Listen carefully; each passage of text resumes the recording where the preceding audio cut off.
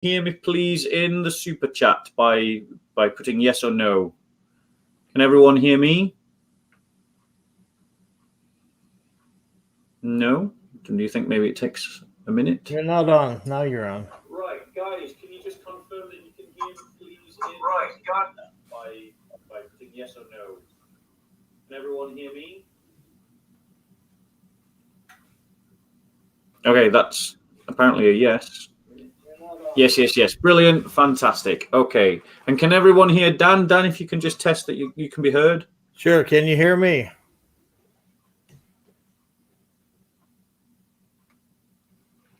Brilliant. Fantastic. So let's begin then. The Lord says to my Lord, sit at my right hand until I make your enemies a footstool for your feet. The Lord will stretch forth your strong scepter from Zion, saying, rule in the midst of your enemies. Your people will volunteer freely in the day of your power. In holy array from the womb of the dawn, your youth are to you as the dew. The Lord has sworn and not changed his mind. You are a priest forever in the order of Melchizedek. The Lord is at your right hand. He will shatter kings in the day of his wrath. He will judge amongst the nations. He will fill them with corpses. He will shatter the chief men over a broad country. He will drink from the brook by the wayside. Therefore, he will lift up his head. This is the word of the Lord. Thanks be to God. So, guys, for those of you that do or do not know, the gentleman that you see on the screen with me is a gentleman called Dan Gibson. He is someone who has spent many years, I'm going to let him introduce himself more fully, studying the archaeology of early Islam, and has come up with a theory, a hypothesis that draws into question the traditional understanding of the history of Islam. He'll correct me if I'm wrong. His name is Dan Gibson. Dan, would you like to take a minute just to introduce yourself more fully? Correct me if I've misintroduced you in any way.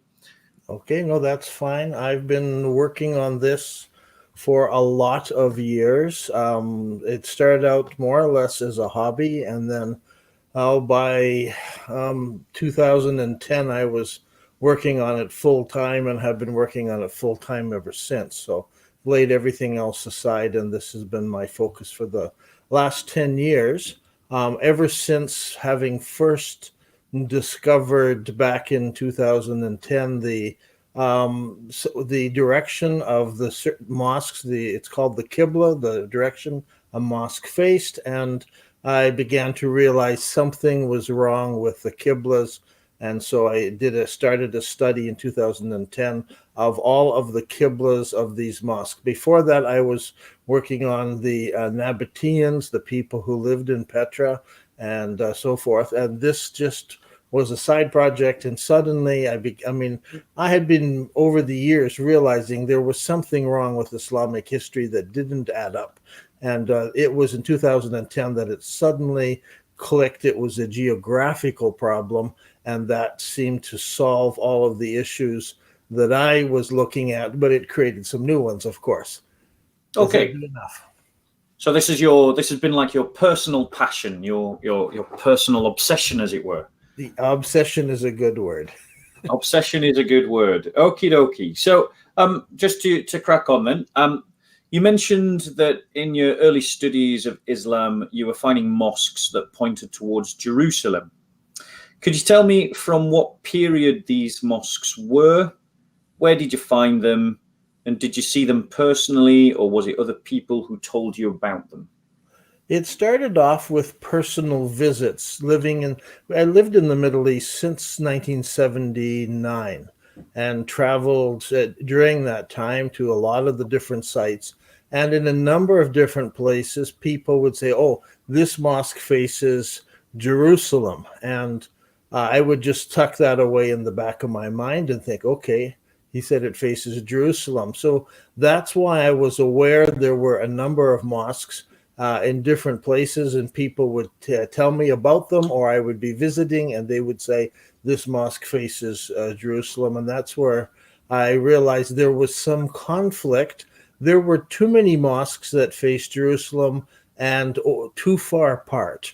Like there were mosques in Oman that faced Jerusalem, mosques in Salalah in Oman, as well as over by Muscat. That's a long ways away. And how do you fit that into Islamic history, that they would actually build a mosque there that faced Jerusalem? So I needed to actually visit each of the mosques. In the end, I determined that none of them faced Jerusalem. That was my conclusion in the end. So, but at the beginning, people would just say they realized their mosque wasn't facing Mecca. They would say, oh, this one faces Jerusalem because it's in that general direction. But nobody was measuring at that point to try to see where do they face. Okay, so people were saying mosques were facing Jerusalem. You started to look into that. You discovered that they're not facing Jerusalem. Just for the novice like myself, because as you already know, I'm someone who is interested in your position, but I'm slightly skeptical. So just explain to me and to any other novices that are listening into this, how do we define the facing of a mosque? How do we define where a mosque is facing? That depends on the time period, because mosque construction changed very specifically at a certain point in time. So today, if you go into a mosque, you will see a niche built into the wall, a round curved niche, and that is called the mihrab niche. And so that's the direction that a mosque faces. And if you're on the inside, the niche is very obvious. When you go to the very earliest mosques built in the first 50, 60 years of Islam, they did not have a niche. That came later. And I would have to look up the date. I could do it very quickly if you want the actual date. But the mihrab was invented at a later date. The very first mosques had no date. They had a Qibla wall that was just a flat wall that people would line up in. And this is the way a mosque is constructed, is very different from, say, a British cathedral. I had the opportunity to be in some big British cathedrals, and I realized these are very long, narrow buildings because of the way that they had to be constructed. The roof couldn't go that wide. So in Islam, they put a lot of pillars in it, but they had one long wall was the Qibla wall, and then the people lined up facing that wall. So you have a choice of 4 walls. Now, not all of the corners are square. This is where a lot of people get messed up when they start to look at a mosque and think, well, okay, let's just measure the side walls. That's because they're assuming it's square, where a lot of the early buildings were not square. They didn't have anything that made them think it's got to be square. Many buildings actually were on a slant like this. I mean, but you looked at the long wall, and if you go inside, if it was still surviving, there's usually something on that wall that would indicate everyone can line up and face this wall. There wouldn't be some obstruction along the wall. It would be just a very long wall that you could face. And so we can go 90 degrees off of the Qibla wall and see. Sometimes we have to check all 4 walls to see like where they're facing, and then realize, okay, this is obviously the Qibla wall because it's got a direction that makes sense. And when you say a Qibla wall, what is that sort of pointing? I mean, I know we're going to be discussing where it's pointing, but in terms of the idea behind the Qibla wall, what should it be facing? It's the direction that the people who are praying face. So I don't like to say it's pointing because it doesn't point. It's that everyone who's standing behind the wall is facing. If they're standing up straight, shoulder to shoulder in lines like they're supposed to line up, then all of the congregation are facing towards something. And the Quran tells us they are to face Masjid al-Haram. What is the Masjid al-Haram? That masjid is a gathering place, and it comes from bowing down. So it's the place where you gather. Haram comes from the word harem we have in English. It means it's forbidden. So the original place, all the tribes could come together and to this place of worship, which is masjid. Everybody bows down. This place of bowing down, worshiping together. So it means it's forbidden for you to kill anybody, to fight anybody. It's forbidden to, it was a place of safety. So if there were tribes that weren't talking to each other, or maybe were even at arms with one another, once they entered the sacred precincts that were marked out by stones, they were in Masjid al-Haram, the forbidden place. You wouldn't even tear up trees or bushes. You wouldn't kill animals. There's lots of stories of early Muslim people who were very hesitant to even trample on a bird or something, because that was the forbidden area where everyone was safe and secure inside of it. So these early mosques, we will discuss where is that, because that's a big question. It doesn't say face the Black Rock. It doesn't say face Mecca. None of that was said. It just said face Masjid al-Haram. So the Quran, from your reading, doesn't say face the Black Rock, and it doesn't say face Mecca. No. There's no clear statement in the Quran about that. Not at all. The word Mecca only appears once in the Quran, and it has nothing in that where that is to give you any idea that's talking about prayer or worship or anything. But it must describe, let's put it in quote marks, it must describe Mecca, we're just sticking it in quote marks for the moment, but it must describe Mecca in the Quran. It must describe things the Quran. The Quran. Now, this is something to do with vocabulary. A Muslim will tell you the word Mecca, M-E-C-C-A, only appears once. Now, it would be in Arabic as well. So it only appears once in the Quran. But there are other words that are used. So we have the Kaaba, which is the building that houses the Black Rock in the corner. So it talks about the Kaaba.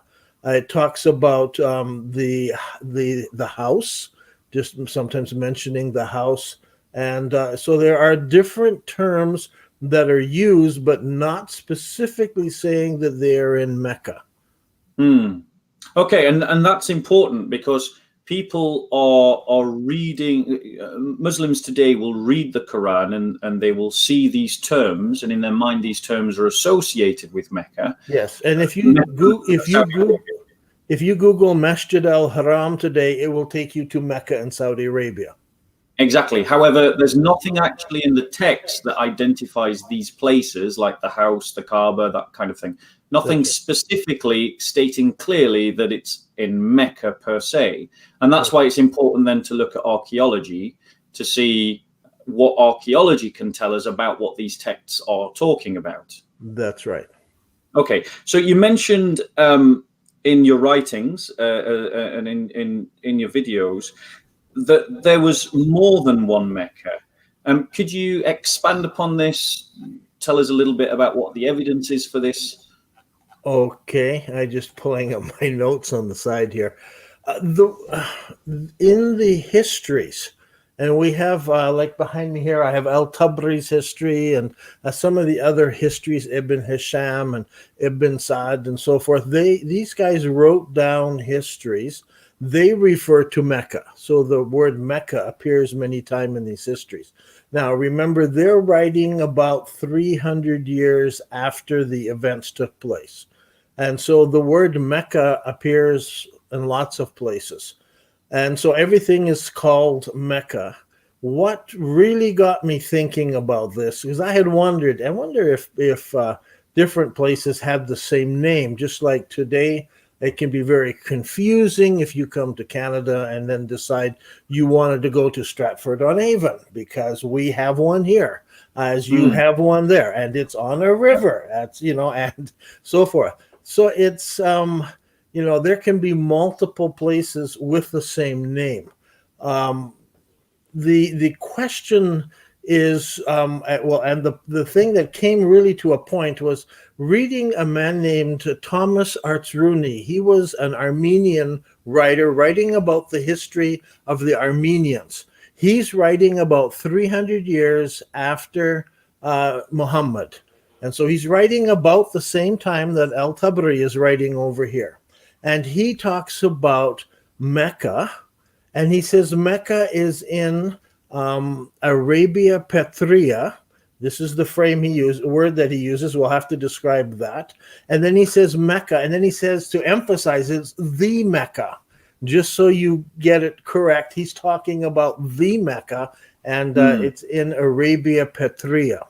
Now, Arabia Petria is a Roman term, and when I say Roman, I not only mean the ancient Roman, but also the Byzantine Empire, which were still called the Roman Empire at that time, and the Muslims referred to them all as Romans.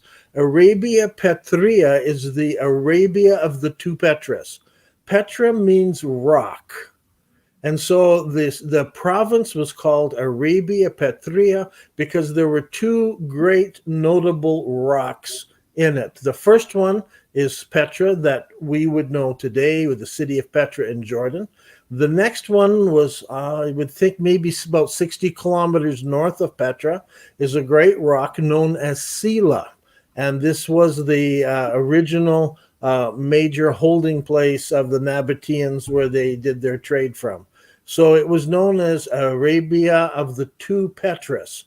So that province does not go any farther south than Aqaba, which is the Red Sea, and it went all the way up. It passed Basra in Syria. So just to give you an idea of this province that had the Decapolis, the 10 cities in it. It has Basra as the capital city. Petra was not the capital city. Maybe it was for a little while, but generally that was in Basra in the north. And so he is saying that Mecca is in Arabia Petria, and he says the Mecca, and he does it when he's talking about Muhammad and how he's gathering people around him and so forth. So he's describing Muhammad, and he's describing the Petra. He says it's in Arabia Petria. So for me, that's a very strong clue that the original Mecca was in that province. But what we probably should do is back up and talk about the archaeological evidence. I was just going to come to that. Like, Okay. what are the? So we've got one line of evidence, this testimony of the Armenian historian talking about the Mecca, and he's referring to a city further north than the old Mecca. What are the kind of evidence do we have that would seem to identify Petra as being the Mecca, that this Petra as being the place that's being described by Islamic literature? Yeah, that goes back to 2010 when I was doing my research. I thought it would be a very quick project, just get a quick little chart on one page of what I was writing, and here are the early mosques that face towards Jerusalem.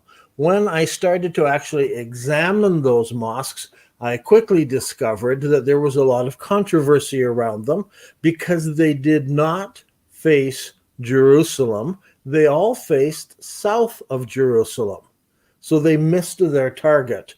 And then I began to say, I need to measure all the mosques of that period. I mean, I'm just that kind of guy. I need to know, I got to look at all of them. Like, I need the big picture. And so I just began to started Googling where, these different early mosques and getting a list. And then as I started working on it, I started asking other people, and slowly I got more and more input from different people just that lived out there, also scholars looking for mosques. I'm still looking for mosques for the first 200 years of Islam so I can get a good picture. And so people are still writing in, and the database is continually being changed and upgraded and so forth. I thought I was only going to find a couple of mosques. I ended up in the first 100 years of Islam finding over 20 mosques that still survive to this day. The problem is there are others have been torn down and rebuilt and torn down and rebuilt. and you can't measure using those anymore because there's no more foundation. Some of them were very small, and suddenly now today you go there and they house 2,000 people. I mean, the original foundation is totally gone. So can't use those. So I'm using the ones where we still have a surviving foundation or a very good description in the literature of where the mosque faced. And that gave us just over 20 different mosques. Every one of those faced south of Jerusalem. Not a single mosque during that time period faced Mecca in Saudi Arabia. And when I drew a map up from north, south, east, and west, they all face within an area of about 40 kilometers circle. I can get all of them in. Now, remember, not all of them are accurate, so they're all somewhere in that circle. At the center of that circle is the city of Petra. So you've got these mosques from different angles. So tell me some of the places where you found these mosques in terms of modern day nation states. Where would we locate these mosques? In Amman, Jordan. I should actually bring up we have a database. It's on the internet. The film we made about this is called The Sacred City. So if you go to thesacredcity.ca, it's CA because I'm Canadian. So I've got a Canadian website. You can go to the data, you can bring up the website, and then you can look at all the data. If you need or want a book, people can get this book here, Early Islamic Qiblas. It has all the charts of all the mosques inside. And so when we're looking at the Petra mosques, I mean, I'm not very good at pulling things off the top of my head. So that's absolutely fine. I mean, you wrote the book, so these are equivalent to your notes. Yeah, these are my notes. So, I mean, there are just there's a mosque in Egypt. There are a number of mosques built by the Umayyads. So we can go to. I should have the database up here. Sorry, because I don't have.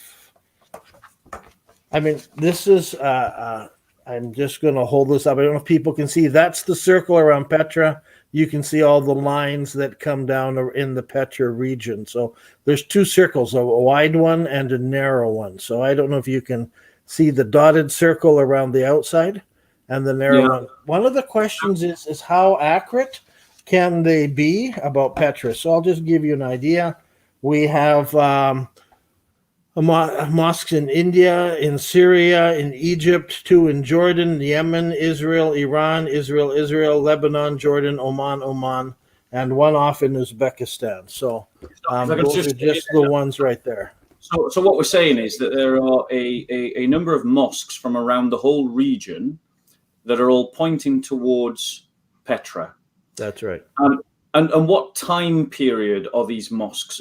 Within what time period have they been constructed? Did you say? The first 100 years of Islamic history. Okay, so we've got now 2 strands of evidence. We've got this Armenian historian who speaks about Mecca as being somewhere other than where we think of Mecca today, which we would now call Petra. We have these buildings which are all pointing towards Petra, and then. As I understand it, you've pointed out that the kind of geography that is described within Islamic literature, the Quran and other Islamic sources, their descriptions wouldn't match the Mecca that we have today, but they would fit better with Petra. Is that correct? That is correct. Could you expand upon that a little bit? Okay. In the book, there are 50 different points under this, so we won't have time to go through all 50 of them. Yeah. Just a few examples of. Well, for instance, it talks about the environment of Mecca having fruit and having clay and having crops growing and so forth, and just all those sorts of descriptions do not fit Mecca in Saudi Arabia, which has sand and rock. And so, it talks about Abdullah, the father of Muhammad, going out and digging. And the word for the clay is teen.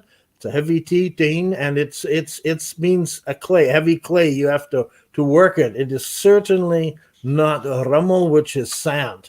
And so, I mean, there's those kinds of descriptions that are there. There are lots of earthquakes that take place in Islamic history in that city. The Mecca is not in an earthquake zone. There's description of the high side and the low side. Muhammad often entered the high side and went to the low side of Mecca. You go to Saudi Arabia today, it's pretty flat. So what does that mean? But that fits into Petra. There was... Are you talking about a city that's on a slant, that's built on a hill? That's right. On an elevation. That's right. And there's talk also of... City. Okay. There's also a word they're used talking about thaniyas. Thaniyas are very narrow gorges that people could go in and out of the city. And there were a number of different thaniyas that people could use. And you come to Mecca today, and there are mountains on one, mountains on the other, and there's some valley, but there's nothing that fits the thaniyas that are there. Another thing is there's talks about ancient buildings being there. So there were houses, there were walls around the city, there were temples there. It talks about Hubble's temple. It talks about the temple of Alat and Dushera and some of these others in the history. And this is Mecca in Saudi Arabia is far too far south for any of this. We haven't found any evidence around Mecca or in the greater area of Mecca that anyone worshiped Dushera. If you go north, you find, once you get up in the Petra area, you find temples to Dushera. You find people would write on the rocks in different places some prayer or something about Dushera or about Alat. So all of these temples and the building itself, like having the city, and it's supposed to be a merchant city, it's supposed to be walled, and it's supposed to go back all the way back to the time of Abraham. And can we find any of that in Saudi Arabia? I had opportunity to talk to different Saudi archaeologists, and they explained to me that there was no archaeology in Saudi Arabia that goes that far back. They have not. And when you say in Saudi Arabia, do you mean in Saudi Arabia in the city of Mecca? In the city of Mecca, yeah. Yeah, because I mean, we can all see the pictures of Mecca today. They've got skyscrapers everywhere. There's new builds. I think it was just last year one of the giant cranes fell over before God sent the locusts upon the city. You know, like they're building. So if the Mecca that we know of today is an ancient city, we would expect to find lots of archaeological evidence of human civilization in that city. We would expect to find, it seemed like with the city of Ur, which is a much older city from an archaeological point of view, the Mecca. We've got archaeological facts that we can see in the British Museum and many other ancient cities as well. Like in Jerusalem, every time they dig up a foundation ready to lay down a block of flats, they're finding stuff. So if the Mecca that we think of today is this ancient, large, well-populated city at the time of the 7th century, we should expect to find evidence for it aplenty. Is that a fair conclusion? I think so, yeah. And it was a sizable city. It could produce 10,000 men in its army, so it had to have been a sizable place. Was Petra in the 7th century a city large enough to produce an army of 10,000 men? Petra was occupied from way back. I mean, we have records of it from before the time of Christ. Different people have ventured guesses, and I would be reluctant to give a guess. I've seen guesses from 20,000 to 40,000 people lived in the city. Plus, in Petra, there are villages all around the area, lots of farmland. Although it's in canyons, but there's lots of areas that were farmable, especially on the northern side. And if you go up to some of those areas, you'll find archaeological digs where they're saying this is one of the first places that grain was domesticated. And you can see, I mean, lots of history going back. So I have no problem with Petra producing, a lot of different people. And it was on the trade route as well. So it was a center of trade. The silence, as it were, in terms of, like, you would expect Mecca to be full of these archaeological museums testifying to the history of the Islamic tradition, demonstrating how pre-Islamic pagans were living there, demonstrating their culture. As someone who's invested in the study of archaeology, what does the silence of the absence of all these artifacts state to you? I mean, but as has been said many times, absence of evidence is not evidence of absence. So we have to be very careful. My point is that pre-Islamic times, there is very little evidence. Now, some Muslims have gone back and they've located certain buildings, and they have said, "Oh, we think this is the house of Muhammad's wife Khadija, or we think this is the house of," and so forth. So there are some older houses, but to date them, to go back even to the time of Muhammad, is difficult. Certainly, I have not seen or heard of anything before the time of Muhammad. I don't know if that makes sense to you. So to me, that just, yeah, where is this ancient city? It should be here. I would expect it to be there. When I come to Petra, because that's where all the mosques are pointing, suddenly everything is there. A good example are the stones that surround the sacred area. Just before you continue, we've got people are saying that you've got an echo on your side. So if you could turn down your speakers. I am turning it down, yes. Because we're coming back through on the speakers back onto the microphone. Right. And if not, I will go to an earphone. Yeah. Okay, so let us know, guys, if that doesn't improve. So you were saying that when you get to Petra, everything is there, and you were going to give a good example of. Yes, the stones that surrounded the sacred area, it was marked off. So you knew at this point you've entered into the sacred Masjid al-Haram, the area now where you're safe. When you come to Petra, there are 20 large stones, as large as this room I'm in, and two or three stories tall, that mark all around the city, the sacred area of the city. They're there in Petra. No one has ever found those in Mecca. So that's just an example of things. I can go into Petra and point them out. I've just, in a couple of days on my YouTube channel, I think Tuesday coming up in 2 or 3 days, we will put out a new video that will introduce a new tool, and it takes you around Petra and shows you all the different places. It's called the Islamic Places of Petra, and that tool you have to click on the link that's on the website, because it's a big long link to get to that tool. So to review, I just want to make sure that I'm understanding the case that you're making. We have non-Islamic writers that are describing Mecca as being somewhere other than we think of Mecca today.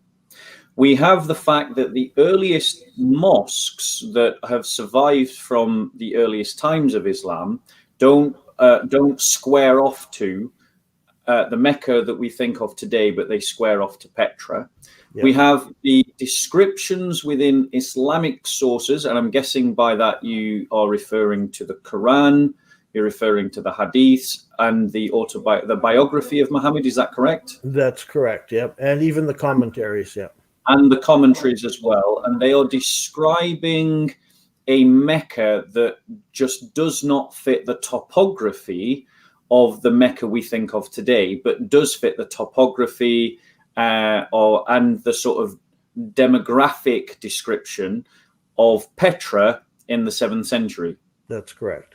And then we also have this weird silence bound back along with that. We have a weird silence about the lack of this great civilization, this great town of Mecca that could produce 10,000 people in the 7th century as an army. It's an archaeological silence. It's also a manuscript silence. in Go that on. none of More the other nations around talk about this great city. And you would think they would, because it was a merchant city and it, interacted with all of these, civilizations around.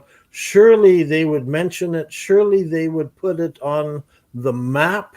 It doesn't get mentioned for another 100 and some years. It's, I think, 740 before the word Mecca even appears in Western literature. Now, hold on. You 140. So, but That's there is a city. outside of Islamic literature. Yeah, but you're saying, and but you're saying, how would you respond to the charge? Because some people will charge you of this, that you are simply crowbarring Petra into the Islamic historical narratives found in the Islamic sources, that you're just forcing Petra into the text. How would you respond to that? Well, I have to just go back to the original Qiblas and say, why do they point to where, why are they facing Petra and not Mecca in Saudi Arabia? Why, for the first 100 years of Islamic history, can I not find a single mosque that faces Mecca in Saudi Arabia? So, I mean, what happened is, after I realized this, then I went to Petra, and I had studied. I'd lived near Petra. I'd studied the Nabateans. I'd written one book by that time on the Nabatean people, and so it just struck me like the descriptions. And as I was reading through the Islamic histories, and I began to realize I have to read all of the Islamic histories and all the things that are written there, because I need to disprove this. I mean, I didn't believe it when I first came up with it. And you don't want to come up with something and come out and announce it and then, get shot down. That's no fun. So I needed to read everything. And as I read through everything, it's like, oh, I can go to that place. Oh, I understand that. Oh, that makes sense. For instance, in Medina, when they go off to attack the Quraysh in Mecca, they go north out of Medina. I mean, Mecca is the south, Petra's to the north, but they travel north. So there's so many different stories like this. The people who go on the pilgrimage, and they give the number of days, and they could have, like from Iraq, they could go to Petra, but they could never get down to Mecca in Saudi Arabia in that time period. So, I mean, that's why we came up with 50 other indicators in the book. Now, not the 50 don't stand on their own, I don't think. Okay, they are supplementary to support what we found in archaeology. Yeah. Okay. No, I get that. This is a much broader case. In terms of how your hypothesis is received in academic circles that you're aware of, I'm not expecting you to be aware of every possible academic response. How would you say that the people that you know in academia treat your hypothesis? Well, first of all, I think almost nobody knows about it in academia, because I've not published in journals, and I haven't, and I've talked to different scholars, and they have come up with one objection, and the biggest objection is that this is too big. It's too wide. And they would say, as a scholar, I can speak about, because I have studied and I know about, the Quranic manuscripts. I can't talk about Qiblas because I don't know anything about it. Okay, so they refuse to say anything. Somebody else comes and says, well, okay, but I'm an expert on this archaeological dig I'm doing. And so I can talk to you about that dig, but I can't speak to the wider picture. And so this is the problem I've run into is it's very difficult to find anyone who wants to take the time and energy to tackle the big picture. I mean, there's several things here. Second is that when people initially hear it, they don't believe it. When I initially came up with the idea myself, I didn't believe it. It's just this can't be true.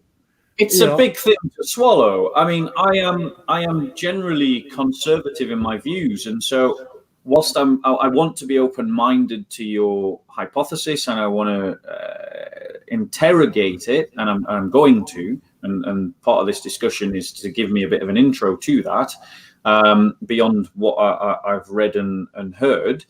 I know that you've won certain people over, like Dr. J. Smith, and there's a team here in London that I'm familiar with, DCCI, that use your material and things like that. So you certainly, within some Christian circles, you have a following. I haven't yet made my mind up. My own point of view is to be skeptical of radically new ideas. That is my default position. I'm a skeptic of anything that sounds too radical. And I know that Dr. King, who is a name that I know you're familiar with, he's really got an issue with you. I mean, Dr. King seemed to be in a bit of an apoplectic rage with regards to your theory, describing you as the son of missionaries, as if there should be some kind of insult. And do you find this kind of, and I would say that that's Christophobia, as if somehow because you might be the son of missionaries that discredits you in some way? That's certainly. Although my parents were not missionaries, and my father was a scholar, but he was in a wheelchair all his life and didn't travel. So that's I'm sorry, I don't know where that came from. My grandfather was an electrical engineer back in the late 1800s, but also, well, he went as far as South Africa and into the United States. He never traveled to the Middle East, so I have no idea where he got this idea from.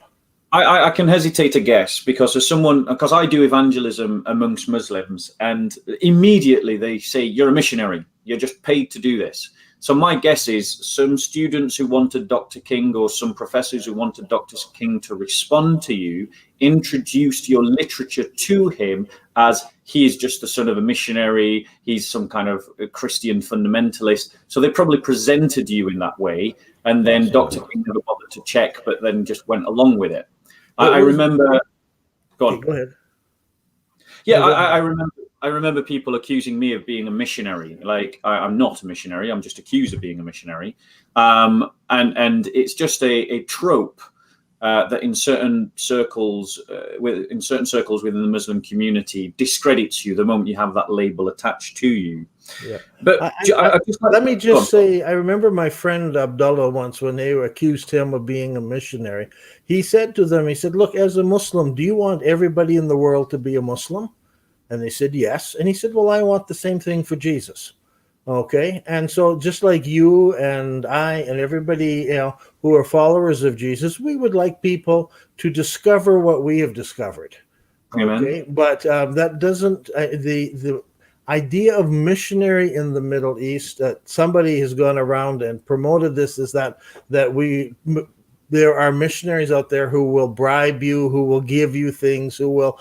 I've never met these people, and I don't know who or where this idea comes from. Obviously, there must be a couple people out there like that, but it's not as a twisted thing. Anyway, I don't see it as negative. I've seen missionary hospitals and missionary schools, and many universities are even started by people who went out even professionally under the church and wanted to see education started. So it's Amen. not as bad a term as some people make out. But anyway, that aside, Dr. King has not liked what I've done. And I've had to go back and study Dr. King a little bit to try to figure out where is he coming from and why does he have such a negative reaction. So just on that, if you could, what is the general antithesis presented by Dr. King against your thesis? Okay, Dr. King, as his expertise, and he is an expert, and he is a scholar, his expertise is on the medieval Islamic mathematicians. So you need to understand the word medieval here means starting by 900 AD and going up to 12, 13, 14, up till the end of the medieval era. That's his expertise, and I will not argue with him over his expertise in that area and with those scholars. He really is an expert. However, while reading those scholars, some of those scholars discuss that there is a problem with the Qibla direction. So they recognized it during the Middle Ages. They talk about the earlier period where mosques faced strange directions. And so they tried to figure out, and they gave ideas. Often they were writing a mathematical treatise. It was a great big thick book, but the first few pages would be addressed to the earlier days, and they said they didn't know how to calculate the Qibla back then. And so they came up with different ways. And so some of those scholars writing in Yemen came up with different solutions than, say, somebody writing in Samarkand or somebody writing over in Cairo. So depending on who these medieval scholars are, they usually put in a couple pages just to say, this is probably what they did back in the early days. And so Dr. King, though, has picked up those ideas, and he has accepted them as this is the way it was done. And so he became very upset when I came along and began talking about Qiblas. What was interesting is that some of the students sitting in his classes were writing me. The first time I was aware that Dr. King was getting upset was long, long ago, and they wrote me and said, "Do you know he's ranting and raving in the classroom about you?" I had no idea that I had offended him. I had offended him because in this book here, talking about Qiblas, I never once mentioned him. Just hold that up a bit. That's Quranic geography. And so when I wrote that, I never mentioned Dr. King. It just never occurred to me to mention, because he was writing about medieval people. Later, when we get to this book here, then suddenly now I've got to address Dr. King because he's quite upset. And I pointed out that in the Encyclopedia of Islam, he lamented that no one had ever done a study of the Qiblas and the Qibla directions around the world, and no one had ever made a database like of all these different. And that's what I was working on, So I thought, okay, I should be in his good books, but I did not come up with the same conclusion that Dr. King came up with. Now, I just want to clarify some points. Okay. So that everyone can keep track, and I want to make sure that I'm following what you're saying.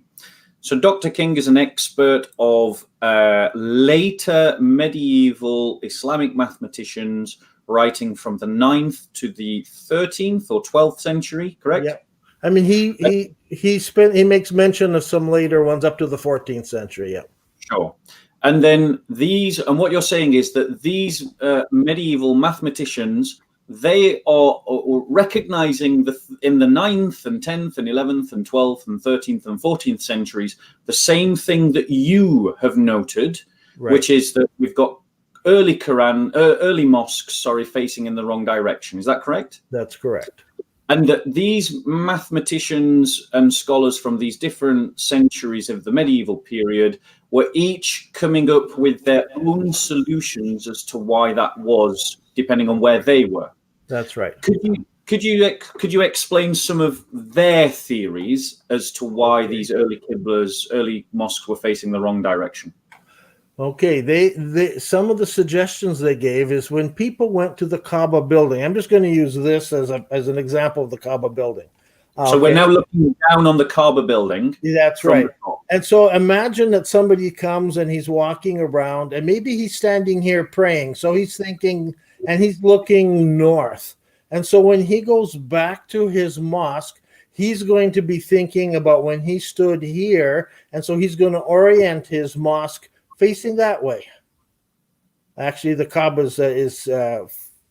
focuses up a little bit. So he's gonna face his mosque this way. Somebody else might be looking at this angle down here. And so he's thinking, oh, well, maybe the Kaaba should face this way. So when he goes home, he faces the Kaaba in that direction. How would they make that kind of referencing? Well, that's up to Dr. King to understand. Now, I had to go back also and figure out, how did Dr. King reason this, because in my mind, people went around the Kaaba. They circle the Kaaba. So, you're not just standing in one place the whole time and then taking that experience home. But Dr. King, he got a hold of another scholar who wrote some papers with him in the early days. And this is Dr. Hawkins. And Dr. Hawkins came along and helped him. It was very interesting to read those early papers. Now, Dr. Hawkins is very famous in the UK.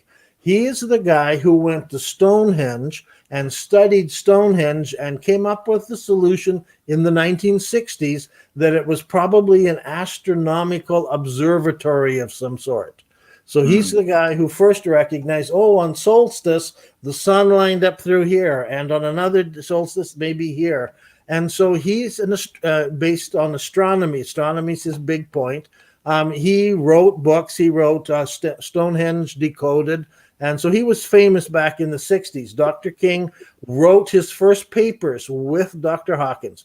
And Dr. Hawkins came down and they looked at this thing called the Kaaba. And they said, well, you know what? If you've got this side here is maybe facing these stars here, and this side here is facing these stars, and this one here is, and so in the early papers of Dr. King, it's the orientation of the Kaaba building itself that they used for interpreting. This is how people must have orientated their mosques.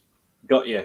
Okay, now Dr. King even goes farther and said some places, maybe there's a Roman road, and so they built it parallel to the Roman road. Okay, or maybe the whole city is laid out this way, so they laid it out this way. So the medieval Islamic mathematicians didn't have a universally decided answer. Absolutely. What's happening is Dr. King is coming along later, seeing all of these different answers by different medieval mathematicians, and then he's sort of bringing it all together as if it's one answer. So he's doing it ad hoc, post hoc. But he can quote all these sources as his source material, and it's very impressive. But most of them that he's quoting are 500-600 years after the fact, people looking back at how was this building oriented. Now, Dr. Hawkins, and I've got this in one of my videos on my YouTube channel, he said there's a lot of questions. And he was very, what's the right word here? I mean, skeptical of all of these solutions in his paper, and said a lot more research needs to be done. So after that, Dr. King then begins to write, but he just keeps working away at the same theory without being skeptical. So Dr. King has a theory, and it is based on what medieval people said, and so I'll give him credence for that. I've just come along and approached it from a different point of view, and suddenly things start to fall together. So Dr. King has a theory. I have a theory. I respect him and his theory. I wish he would respect what I'm working on. Unfortunately, he decided just to attack. And I've almost decided to ignore him from this point on, because he just keeps hammering away at the same things. I might have an issue with Dr. King if I ever meet him, because I don't like Christophobes and people who speak of people as descendants of missionaries, if that's some kind of pejorative, should probably be looked at as the same way as an Islamophobe. And I just wonder how the university feels about employing people who speak derogatory of Christians in such a fashion. But how would you respond to the thesis? And those are my words, Dan, those are not your words. I'm saying that, not you. Just so, how would you respond to Dr. King's thesis? What is your response to his arguments? How would you respond? That's a good question. I'm just trying to think, because I've responded in many different ways. I mean, I come back and point again to the Qibla directions that I've discovered, and when I laid them out, now it gets even more confusing. We've given a very simplistic view of the Qiblas, because during the first 70 years of Islam, all the Qiblas are united, all pointing towards Petra. Then comes what I call the time of confusion, because suddenly Mecca enters into the equation, and So then after 70 years after Hijrah. that's right. And then you have a guy by the name of General Hajjaj, and he builds a mosque, and it's built in his honor. And he chooses another place. It's exactly between Petra and Mecca, and he calls it the Between Mosque. And the whole area is called the Between area. And then wherever they build mosques during his lifetime, as he has been the ruler of the Eastern Empire of Islam, is the height that he's got to next to the Caliph. So he's second sort of in command. There are East and West rulers. The Caliph is here, and there's two guys underneath them. All of the ones being built, I should be over here, being built in General Hajjaj's area, which is about another 20 mosques at this point, all point to what I call, and what Islamicists have called, the between position. And then you get a fourth Qibla come along, because when they get off to North Africa and over into Spain, these are the Umayyads who still survive, not the Abbasids who have taken over. And so they choose another totally different Qibla, which is kind of what I would call an African Qibla. And it's pointing down into South Africa in a line that I have noticed was exactly parallel to a line between Petra and Mecca. And there is many mosques over there as well. I've noted more than 20, and I've got people sending me now evidence of more mosques as well in those areas. So we end up with 4 different Qiblas. So there are mosques pointing to 4 different points of reference. Yes, but you have to put them on a timeline in order to see that the Petra ones are here. They overlap with the Mecca, then starts here and goes on until the present. Petra ends after a while. They also overlap with this very narrow period of the between mosques, and then we have these parallel mosques over in Africa. So we end up with 4 where do the different parallel ones. point to? Where do the parallel mosques point to? They don't. They all face about 155 degrees south. So whether it's here or here or here, I mean all the way across, and they're actually aligned parallel to Mecca, and a line drawn between Petra and Mecca. If you draw a line there, then they use that line. You can put it all the way across. That's a very interesting position. I've got a video or 2 on it as well, and talk about who started it and why they started it, and how it developed over time. And eventually that ceased, and the Abbasids became to rule. Well, the Islamic Empire moved around, and eventually Mecca became the only place. Now, the advantage I have is I have tools that have not been available previous to this time. We have GPS units, so I could go out when I was in Jordan. We'd go out and we could find maybe somebody wrote something on a rock, and I could take the GPS coordinates so that a future archaeologist could go out in the desert and find that exact spot. So that is a whole new thing. I could check the directions of mosques. Also, we have satellite photos, very helpful. So we can look down from space now and look at these buildings. We can even measure the buildings, and we can then go over and measure the direction that they're facing. And there's lots of different tools developed by the Japanese, developed by the Americans, and different satellite systems, different measuring tools. And new satellites are going up all the time with incredible measuring devices in them, because we're now measuring the carbon output, and we're measuring what's growing. They can look down and see what's in the field by the color and the radiation. And so the amount of tools that are available from space are absolutely incredible. Okay, so I just want to refocus back onto our building up of the evidence. So we've got the early mosques that point towards Petra. Then we've got some now. Is the order this? Mosques point towards Petra, mosques point towards the middle place, then mosques point towards Mecca, and then some mosques point randomly elsewhere. Is that Your did order I is a get little that? wrong. Mosques point towards Petra. Yeah, Mecca is basic. Mecca and between come about the same time, they come very about quickly followed by the parallel mosques. the parallel mosque. So focusing in on this emergence of Mecca from the pointing of the mosque. I just want to take a step back a minute about. We know that the Arabs were able to navigate the desert using stars. Am I right? I've not got that wrong, have I? Yeah, no, that is correct, because merchants, I What mean, there's great flat plains there, and they would leave a city and they would arrive at the other side of the desert at their destination, not off by 500 miles.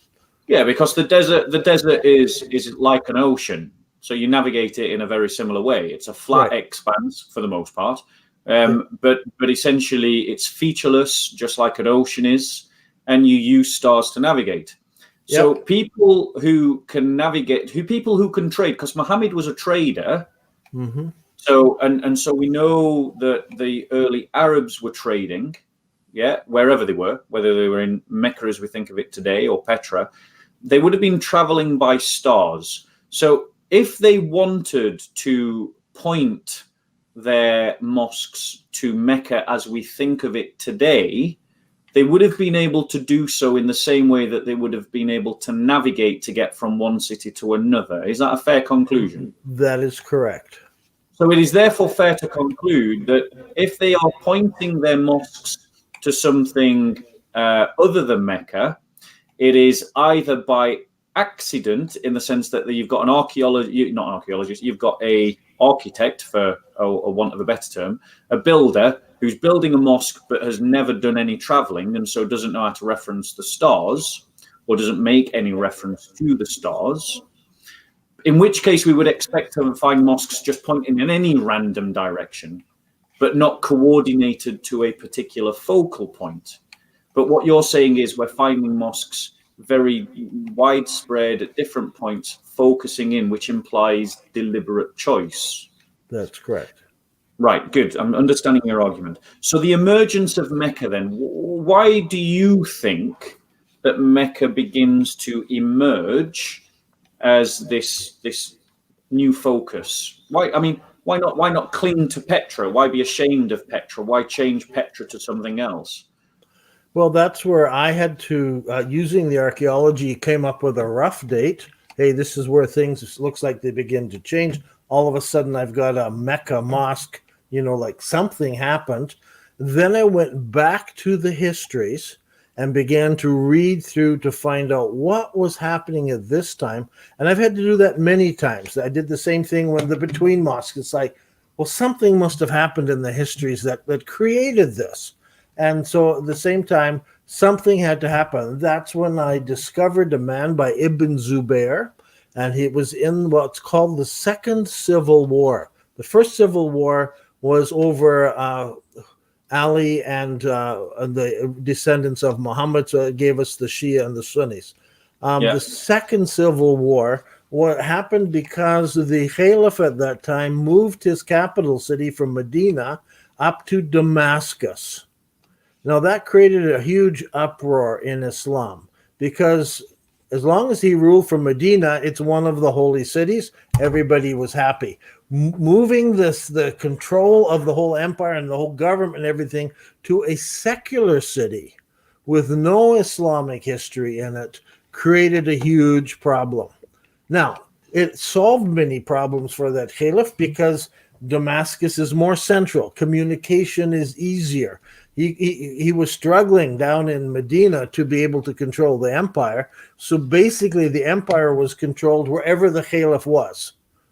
By setting up in Damascus, he created a central government, and suddenly Islam begins to merge on the scene, and other nations are noticing it now. It's not like a bunch of Bedouin are coming out of the desert and raiding and taking over. Suddenly they have occupied Damascus. I mean, that sent shockwaves around the world, and suddenly Islam is noticed on the stage. But at the same time, Muslims are unhappy, and so there's an immediate rebellion, and the rebellion occurs in three places. It occurs in Mecca, which I believe was in the city of Petra still at this point, because the new Mecca has not come on the scene. They rebelled in Medina, and they rebelled in the city of Kufa. Just stop. Medina, when you say Medina, do you mean Medina as we think of it today? Yes. Yes. So there was the Medina that we think of today hasn't changed in your hypothesis. It Not is at in all. No. Think of it today. Okay, continue. Okay, so we have this rebellion. Ibn Zubair is in the holy city, which I believe is Petra. He rebels, and the people there set him up as a caliph, ruling from, and it makes sense. It's the holy city, and why not he be the caliph and forget those guys in Damascus? He begins fighting, and at some point in there, he tears down the Kaaba. I don't understand why. It says he tears it down, and he puts the black stone into a stand with silk over it. It describes this stand. The histories here, now remember, they are being written by the Abbasids, who won the war eventually. And so the historians can only write what is good for the Abbasids. And the Abbasids were struggling to keep the whole empire together, and so they have to write things that will keep the empire together, not cause division. So there are things they cannot say, but they do say Ibn Zubair got many horses and camels and baggage. The idea is to move people over to another place. I believe that's when the black stone was moved, because it's already been taken out of the Kaaba, and then we have the rebuilding of the Kaaba, which I believe happened down in Mecca in Saudi Arabia. So that's the thing that's in the middle, where suddenly Mecca comes on the scene. So your hypothesis there indicates, one, that the black stone is a foci of cultic devotion, which would seem to be supported by the idea, by the way that Muslims treat the black stone today. They go around it, they kiss it. They don't kiss the other rocks of the Kaaba building. They kiss that particular meteorite. But the other thing is that hypothesis, what you're describing, would seem to imply that there's more than one Kaaba building. What evidence do you have that there's more than one Kaaba building? Well, I only believe there's two Kaaba buildings, one in Petra and one in Mecca. I've not found evidence of other Kaabas. Different historians have written on them, and I've gone back to try to figure out why are they writing this. And some have said, well, they were in Yemen, and it's a book on kinship in something of the tribes in Yemen. Can't remember it exactly. This is the guy who wrote it in the 1800s. I don't think he had good access to Yemen at all. And it's a big puzzle even into this day. And a lot of people have said that book is very inaccurate. But that's where he said, well, there's a red Kaaba and there's a white Kaaba and so forth. I think he got confused. There was a red idol of Hubal and so forth. So the evidence, I haven't seen it. And I've asked a lot of scholars, can you help me find where is this other stuff, this other Kaaba? In my computer, all my libraries in my computer, I can go in and search through Ibn Hisham and Ishaq and Al-Tabri and all of these guys. I've got dozens and dozens of different books there, the Encyclopedia of Islam, lots of other modern tools as well. Just put it in, and I just a few months ago, I did it again. I'm like, I can't believe it, because I came across it again, and it's on the internet on Wikipedia as if there really were all these other Kaabas. And I said, I've got to be able to find the original source. I haven't been able to find it. So anyway, I think there were just two Kaabas, and I think that's why in some people's mind, well, if there's two, there can be three, there can be four, there can be whatever. We have a Kaaba in Petra, a Kaaba being developed in Mecca. What is your evidence that there was a Kaaba in Petra? When I go to Petra, as we said, we're looking for things. I began with the question, when during the war with Ibn Zubair, the Syrians brought in a trebuchet. It's a manjanik is the word used in Arabic, and they bring it in, and they're able to hit the Kaaba building. Now, usually, and I point this out in the film, I mean, you have a big city, and then if you've got a Kaaba at the end, I mean, a trebuchet here, he's only going to be throwing it in on the end and knocking down houses or whatever. How did he hit the center? Well, Petra has got the city walls come right down into the center and then go back out again because there's a riverbed, a dry riverbed that comes along here. By bringing their trebuchet up there, they could put the trebuchet at that spot, and they could hit in a circle there. You go over there and look, and there's the foundation of the Kaaba building. It's what it looks like to me. What solidified it is a man named Azraqi writing the history of, again, around 200 to 300 AD, is writing because his family has looked after the Kaaba building over the years. He gives the measurements of the original Kaaba building during Muhammad's lifetime. And when I measure that foundation, it is exactly the right measurements. Dan, you say that this gentleman that you mentioned who looked after the Kaaba building, was this pre-Islamic? Yes. No. This would be before the time. His name is Azraqi. He writes Akhbar al-Mecca. I've only ever found it in Arabic. And this is, in here, he gives the measurements. And he says this building wasn't square. All four sides have different measurements because being square wasn't important to them at that point. When measure that... He's giving Sorry, I can tell there's a bit of a lag. So this gentleman is giving the dimensions of the foundations to the original Kaaba building that was there before it was destroyed and they rebuilt. Right. Continue from that point. So it's not exactly square. It's and none of the sides. I took Azraqi's measurements, measured this foundation that's there, and it fits exactly. All four sides fit those measurements. Fits what? Sorry, what does it fit? The foundation of what I felt was the Kaaba building in Petra. Okay, so you found the foundations to a cubicle building in Petra, the dimensions of which fit perfectly the description to the foundations. Now, the gentleman that you've mentioned, what date is he? Oh, I'll have to go back and see. My guess would be about 300 after the Hijrah. He'd be writing about the same time as Al-Tabri and Bukhari and all these others. So he's writing about the foundations to the original Mecca in 300. So this is after the Kaaba has changed and the position has changed. That is correct.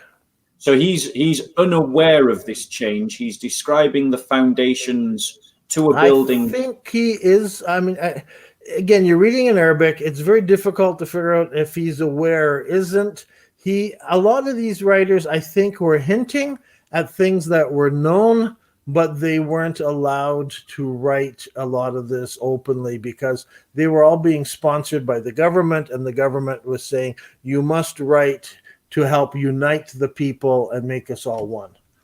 Okay, so let's imagine that your theory is true. Let's do a thought experiment. Well, let me just go back to that building because there's more things. What did the archaeologists find digging in that area? They came up with trebuchet stones. Okay. They've been collected up and put into off to the side, but there they are. In Petra. Another thing, during the fighting, Ibn Zubair moved to a structure near the Kaaba where he fortified it, and that was where he did his last fighting. When I was out there visiting some years ago, the Brown University was excavating, and one of the professors there took me around and showed me different parts of the excavation, and he pointed out in this part what's called the Great Temple. It's not a temple, that's a whole long story. Many of the monuments in Petra are misnamed because of things, but anyway, he was showing me in this building they fortified. They took parts of the building and they fortified in the doors and the walls. He said, we can't figure out because no battle took place here. in history. It had to be the Saracens during this time, and he said we can date it by with earthquake had knocked down part of the building, and we can date parts, date this when they built this. And he said there was no fighting taking place there. And that's true. According to traditional history, the fighting was taking place in Mecca in Saudi Arabia. But when you come to Petra, there is evidence that there was a fight, evidence the trebuchet was there. There's the Kaaba building is there. There is a temple right beside the Kaaba building, which is what historians tell us. The temple to Hubal should be right there beside it. And you can find a temple right there.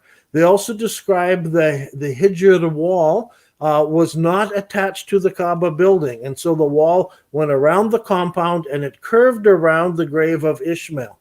And it wasn't till Ibn Zubair rebuilt it that they say he attached the Hijr wall to the Kaaba building.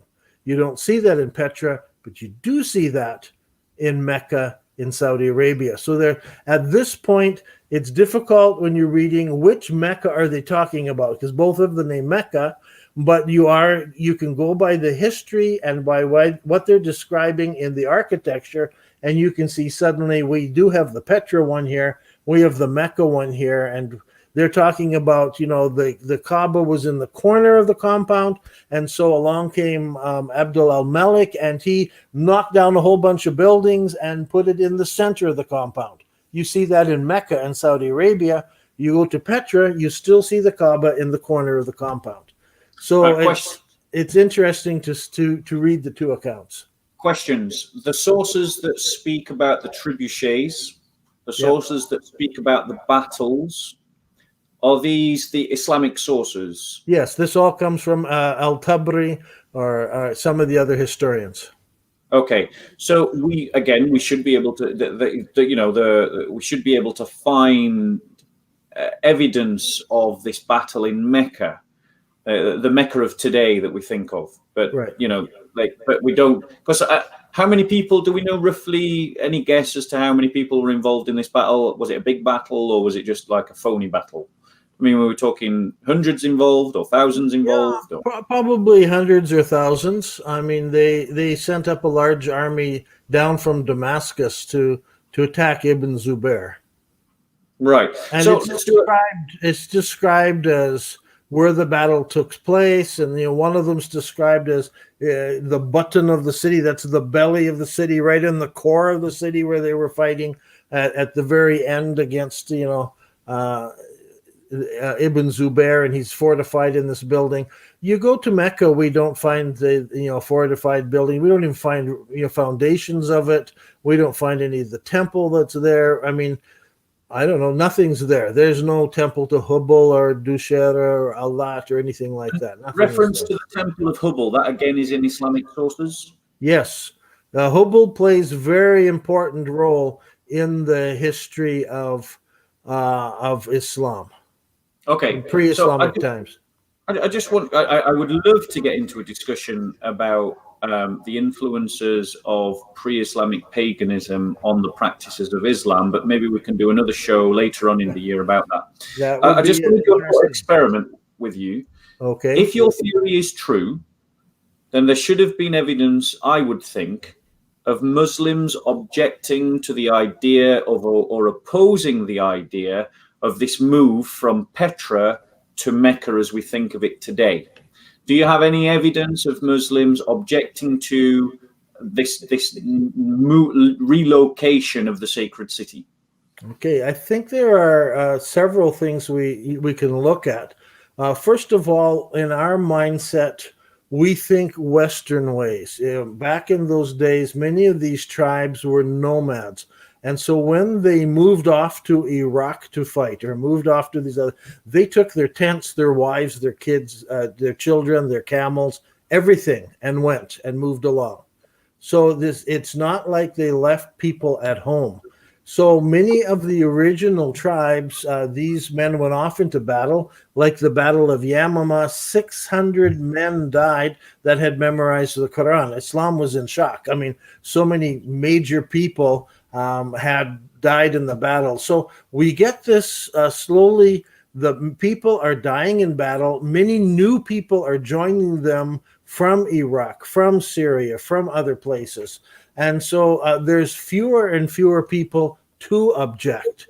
Second, we have something very unique in Islamic history, and Al-Tabari mentions them. Bukhari talks about the traditionalists and the reformers.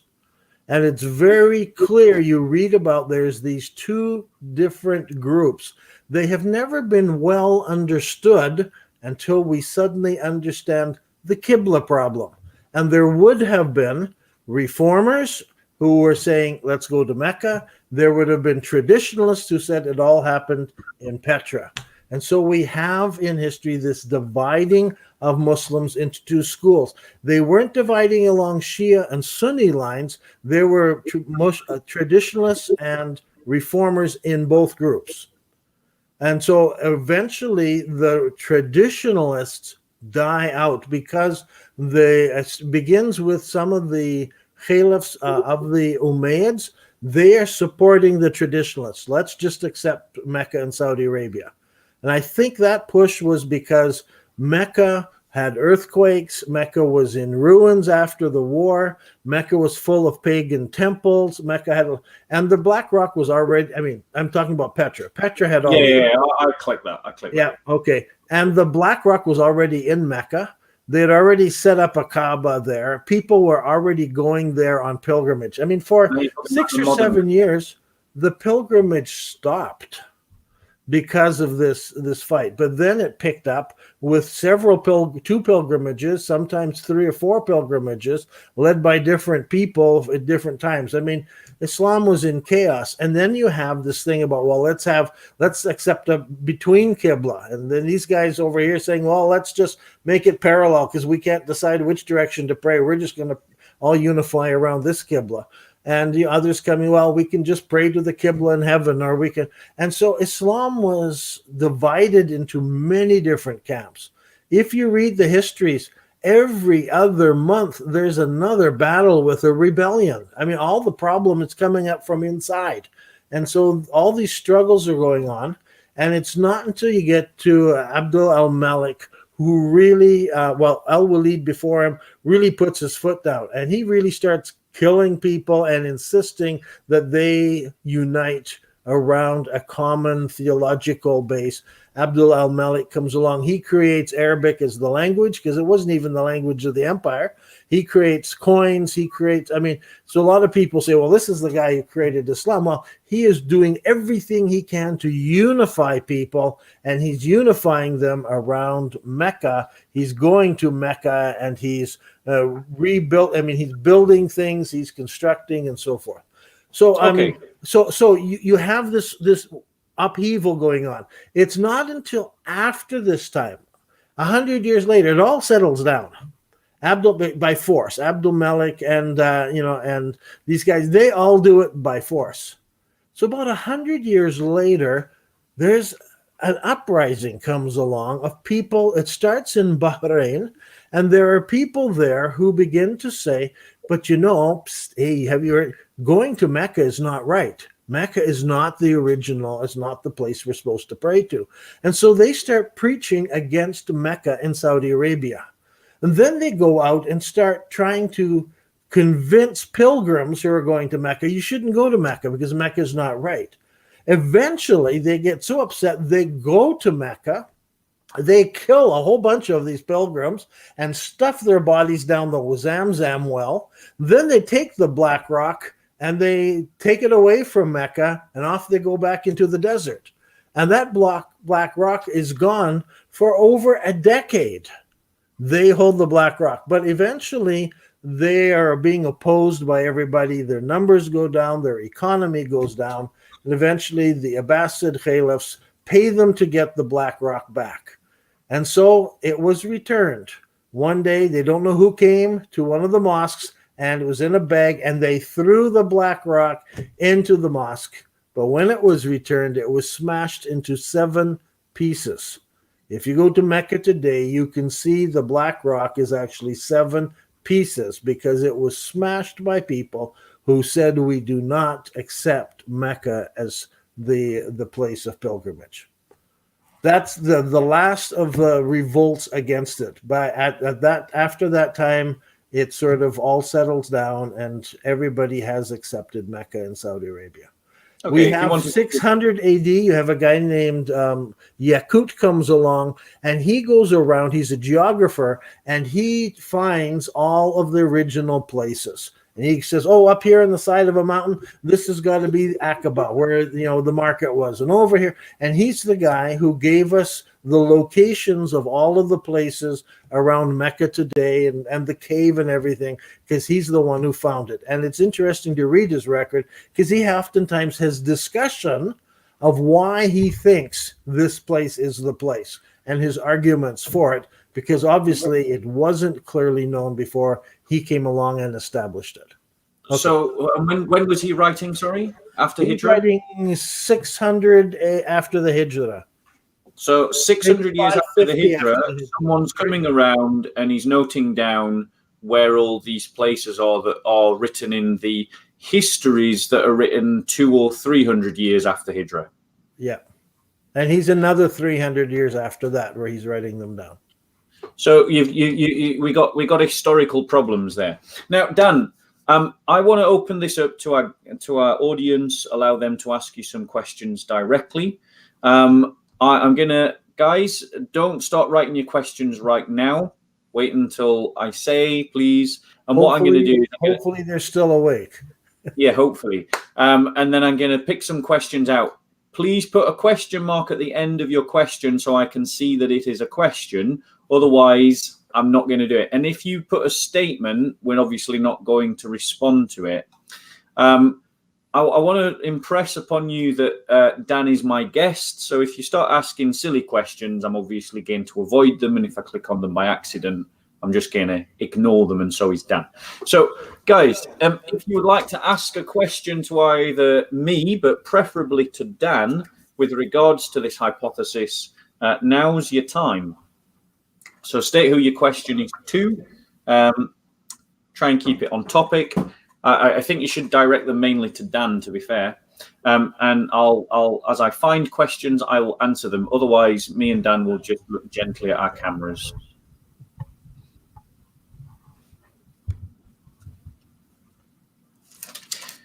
Give them a few seconds to think of their questions. I mean, I have a question for you, Dan, which is that in terms of your theory, your hypothesis, there seems to be an obsession with this black stone. People are taking the black stone, people are moving the black stone, people are reassembling the black stone. Anyone could say that is creating an image. What was the focus? What was the importance of the black stone before Islam, if you know? I mean, I know that's not necessarily the focus of your study. Yeah, it goes back to the earliest record that I know of goes back to Jerome, who was in Bethlehem and writing translating the Bible, I think, into Latin. Anyway, Jerome was writing there, and he sends out some monks from where he's working to go up among the Arabs and to try to evangelize them. And so there's an account of a man named Hilarion who goes up with a couple of these monks. And when he comes back, he describes the different cities where he's been. In one place, at this point in the Negev, there was a big festival, and there was this black stone that people worshipped, and it was on a golden base that was brought in there. So we know a black stone was part of the worship at this time, and possibly moved from place to place. We don't have a lot of good record until we come to the very early time of Muhammad, when he's a young man, before he's got any revelation. And they are reconstructing the Kaaba, and so during this they have rebuilt the building, and they have taken the black stone and put it down, as they redid it. Now they got the cement and all fresh and ready, and an argument breaks out who has the right and the honor to pick up the black stone and put it in the Kaaba building. They have an argument. Nobody can agree which tribe. And so an older man there says, let's wait and let Allah decide. The next person who walks into the Kaaba complex, that's the person God has chosen. And guess who was the next person who stepped into the Kaaba complex? It was Muhammad. And so Muhammad then got representatives from each of the tribes, and they put a cloth down. They each held the corners. He rolled the black stone onto the cloth. All the tribal members lifted it up holding this cloth, and he shoved it into place. That was before he had received his revelation. And so he knew he was chosen of God to put the stone in its place. So Muhammad was venerating the black stone before and after his prophetic. Yeah, well, if you go ahead, skip all the way to when they come back with the Muslim armies and retake the holy city, he tells them, destroy all the images here and destroy all the idols. There were over 360 sacred objects. But he cannot have them destroy the black stone, even though it was an idol before that time, because that's how he was chosen of God. And so as you read that story, you realize it is very important to Muhammad, because that was the beginning of his sacred career after that, if I can use that term. Okay, so we have a question. I'm going to put it on screen. Hopefully you can see it. Tell me if you can see it, Dan. Can you see the question? Yep. Yeah, so I'll not read it to you. Everyone's an adult. We can all see the words. If you would like to respond to the question. Okay, states my book has no academic publishing. States therefore it demeans your entire theory. In the publishing world, there are lots and lots of different publishers. And there are academic presses, which are set up by universities. There are other academic presses, which are independent. And then there are lots of other presses that are now publishing books that were not traditionally academic. And so there's been a whole change of the way things are done in publishing academically. So, no, my book is not published by a university press, and it is not an academic book in that way. Therefore, but even if it was, you could still ignore it. There are many books that are published in academic presses, which later are just sort of ignored because maybe they weren't as good as people originally thought they were. So being published by an academic press doesn't guarantee that the book is good. A good example for that is the book Hagerism, which was published by Dr. Crone. And Dr. Patricia Croney and Michael Cook published this book. After some years, they came and said, well, we were a little bit young and a little bit naive when we did that book, and they retracted some of the things that were in their book Hagerism, because it took a lot of knocking from a lot of people. So even though it was published by two highly regarded scholars, and even though it was published by academic press, today it is not the whole theory behind the book is not taken that seriously.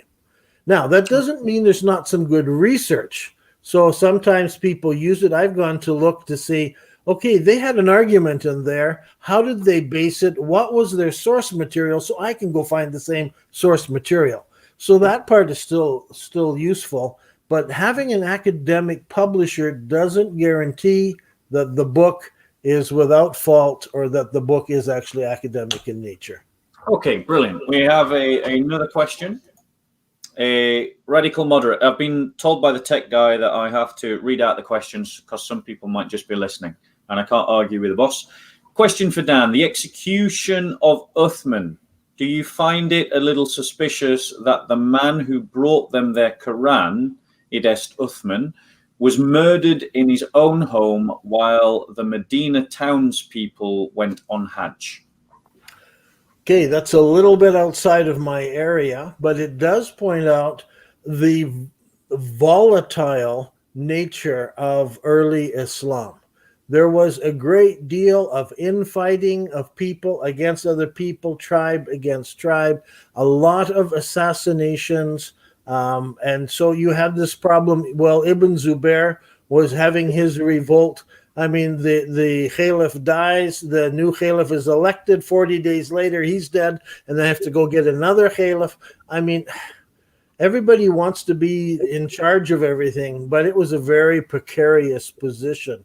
And so I don't know what I would say it was suspicious. It was a fact that a lot of these caliphs died very quickly and prematurely because there was a lot of just volatile nature and a lot of suspicion of each other and fighting going back and forth, whether it was Shia or Sunni, or fighting over the Qiblas, or fighting just because this tribe got ahead of the other tribe. There was a lot of jealousy that's you can see between the different tribes as well. So I appreciate the question, but it's not an area that I can answer very deeply. That's fair enough. And just to bring to add on to your own answer, when Ali was opposed and murdered, a whole branch of Islam was born that ended up with different doctrines, a different salat, a different theology entirely from Sunni Islam. And I'm not making an argument about which one was the original version of Islam. But the point is, what I'm stating is, at this very early stage, these civil wars did produce radically new movements within the Islamic world, bearing in mind that your hypothesis is based on the idea that a second civil war spurned a radical change within Islam. But whereas the Ali radical change, if you believe the Sunni version, spawned a distortion of Islam and Islamic belief, your hypothesis presumes that the distortion became the norm. So there is precedent even within Islamic history that wars and civil strife can lead to a new development and understanding of what Islam is and how Islam works. And I think that's something that gives credence to that part of your argument. So the next question, Dan, if the hadith that says that the Kaaba is only for eventually identifying Muslims from non-Muslims, why all the idol worship, etc.? I'll be honest, I'm not quite sure what that question is asking. Yeah, I would be nice to know where in the hadith it says the Kaaba is only for identifying Muslims from non-Muslims. I think what we're saying is that there was an area around the Kaaba building. There was two circles around it. There was I'm going back to the original one in Petra. There was an immediate wall around it, which was that was the area right around the Kaaba. Then there was this much greater, I can't see it on the screen, these stones all around the city saying, so that this is the sacred area inside. So when you came into the sacred area, inside were Christians and polytheists and Muslims. All three existed there. We go to Petra and we can see the polytheists had their temples. The Christians had their churches as well. So all of these were existent there. So in the beginning, there was no idea that this is exclusively for Muslims. I do not see that idea until we come to Mecca in Saudi Arabia. And it was later on that they began to say these two cities, Medina and Mecca, are to be sacred to Muslims only. Not true in the original stories of Islam. Muhammad had even his nephew, I think, was a Christian. And so there were Christians and Muslims and polytheists all mixed together at the beginning. And so there was no separation. So the idol worship all comes from the polytheist side. they worshipped idols, and they were there alongside of Christians in the early city. Does that help? Okay, I think you made much better sense of that question than myself. Sorry, KS. I think also the fact that you've got churches being referenced in the Islamic literature again identifies a more developed city, which would require more archaeological presence in the archaeological record, which we should be able to find in Mecca. But the Mecca of today, but the none seems to be forthcoming, and that's suspicious, at least. Yeah. Question, Dan. Does history mention Medina existing, and how far back? I'm guessing by history we're talking about maybe history outside of Islamic sources. Okay, yes, Medina does go back in history. Now, Medina is an interesting situation. I think I hate to pull the number out. I have seen a list of maybe 40 different names the city of Medina has gone by over time. Medina was never a walled city. Medina is in a low place, and so water comes down into that low place. And so it was always swampy, and it always had disease in it. So I mean, there was a lot of complaints when Muhammad took Aisha and others and moved to Medina. They complained a lot about the sickness, about the water, about the sloughs, about the disease, about the bugs, and all this kinds of stuff that was in Medina. It was not necessarily an attractive place.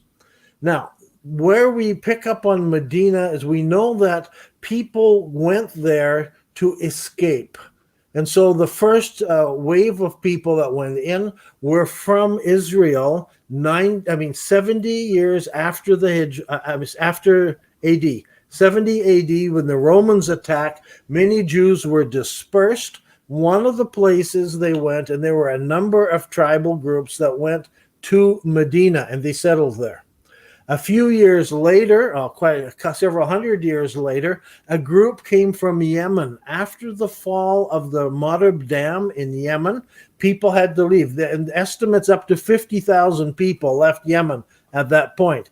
Came up through the Arabian Peninsula. Many of them stopped in Medina. Others went up and went over into Egypt and went all the way across North Africa. And you can find people with Yemeni roots all the way over to Morocco. So this is that full. This is before the beginning of Islam. So there are sources outside of Islamic history that mention Yathrib, Medina. Yes. Yeah. So it was an area, but it wasn't a united area. People settled in it, and so there was no. I don't even know that there was a central city. It was an area where there were Jewish people and it was agricultural, and it wasn't a big city until Islam came and Muhammad worked at making it a city and getting everybody to work together. And if you didn't work together, you left, or in the case of 900 Jews, I think they lost their lives there until he got that city to work together and became Medina, the Islamic city we know today. Okay, so next question. This one's directed to me.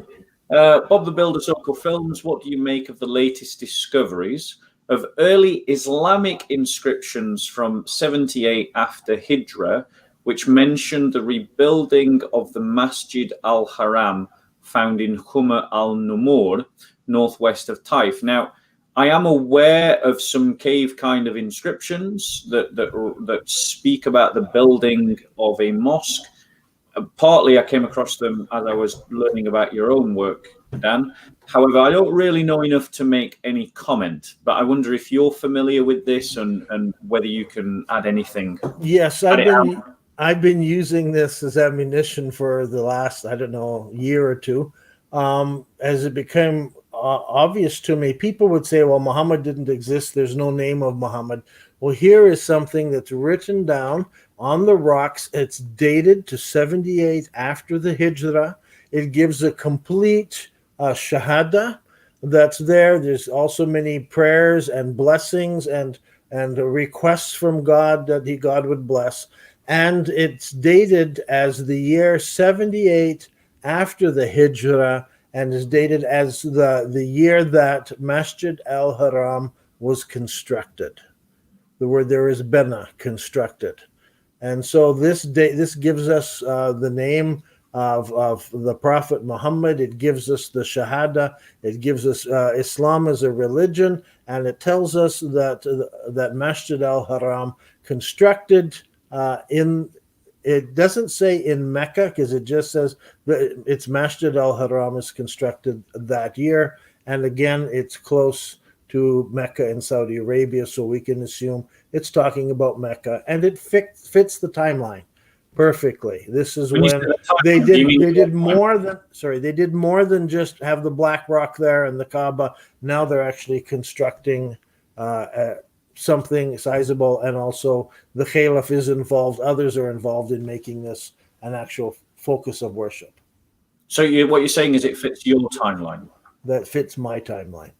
So, and what you're saying is that this is evidence of construction work connected to the development of Mecca, of the one that we know of today, right? Which would fit with the fact that there isn't a lot of archaeological evidence showing a trading city prior to this period, but would fit with the idea that Mecca, as we know of it today, was really developed after Muhammad, after his time, and that would account for the lack of evidence before, but its presence now.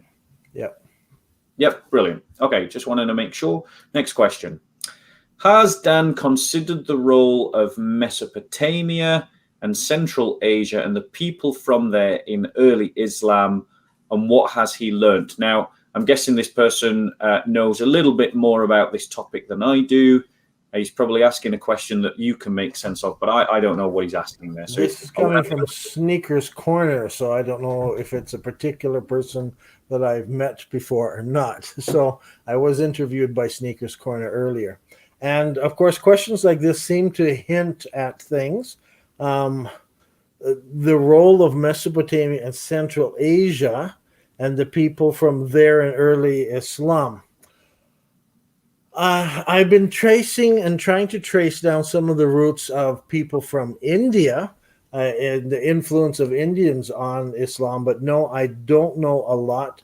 I do know that Nabateans before the time of Muhammad were merchants, and they traveled far and wide. So there were many Nabatean merchants in Iraq and in Mesopotamia, and that is clear. There are many that were in Alexandria, went to Egypt. There are even Nabateans who went up to Rome, and there's Nabatean temple up there at the port city of Rome and so forth. So there were those in India as well. So they were traveled far and wide, and I think influences worked their way back. And we can see those in the city of Petra in the architecture. There's some Indian architecture, there's some Egyptian architecture, there's a lot of Greek and Roman architecture and so forth. So, I mean, yeah, we would expect cosmopolitan. Pardon me? We would expect to see that also in an ancient Mecca, if an ancient Mecca really existed. It would be nice, but pagan period of other civilizations, because the pagans weren't exclusive. Yeah. But it's Mecca was a pristine, clean place. I think when Ibn Zubair showed up, there was a valley, there was a well in the valley. He moved in. I don't think he was there. I think the guys who were under him, they were getting the rock as far away from those guys in Damascus. So even if he lost to the holy city, he still had the rock, And so he went down there and they built this thing. I mean, put it there. They didn't build Masjid al-Haram right then. They put the rock there. And I think people started coming. People all from around the areas. Oh, you hear the black rock is here. The pagans would show up and want to see it because this is an important idol. Other people would want to come. Muslims would want to come as well and pray there and kiss it because the black rock was there. And so immediately it would have become a focus just locally.